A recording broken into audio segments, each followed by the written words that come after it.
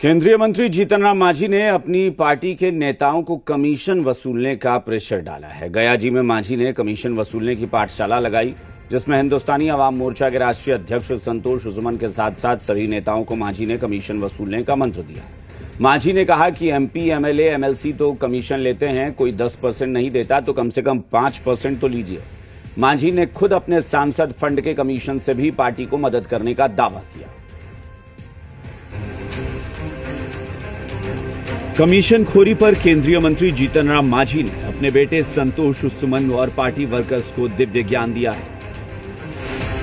गया जी में पार्टी ने सम्मान समारोह का आयोजन किया था, लेकिन जब मांझी बोलने आए तो कमीशन खाने की सीख पढ़ाकर चले गए। बोले, हर सांसद विधायक कमीशन लेते हैं, आप कम से कम 5% तो वसूलिए। हर एमपी एमएलए कमीशन लेगी। हम पर साल वाला कहली कि 5 करोड़ मिला हो ना भाई, अगर 10 पैसा मिले है तो 40 पैसा नहीं 40 लाख हो जीतो। सब पार्टी के हम दे दिली कि ले में गाड़ी खरीद को मेरे खैर फलना कर ये न करे था 3 का दोष है। और यहू साल अगर चाहवा तो हमारा पैसा की जरूरत नहीं है, हम वो 2 साल देवो तो 40-80 लाख हो जी। तो 80 लाख कोई पार्टी को होती तो मामूली बात है जी। मांझी ने अपनी पार्टी के नेताओं को कमीशन खोरी की क्लास दी तो आरजेडी को सरकार पर हमला बोलने का मौका मिल गया। आरजेडी कह रही है कि बिहार में तो भ्रष्टाचार की नदियां बह रही। जीतन राम मांझी जी, आपने सच और सच्चाई लोगों के बीच पब्लिक डोमेन में ला करके यह स्पष्ट कर दिया कि किस तरह से भ्रष्टाचार को सदाचार और शिष्टाचार का रूप दिया जा रहा है। मांझी की कमीशन खोरी की पाठशाला पर सियासत शुरू हो गई है। हालांकि एनडीए के नेता मांझी के बयान से इत्तेफाक नहीं रखते। कह रहे हैं बिहार में करप्शन से कोई समझौता नहीं होता है। मांझी का दावा बिल्कुल गलत है।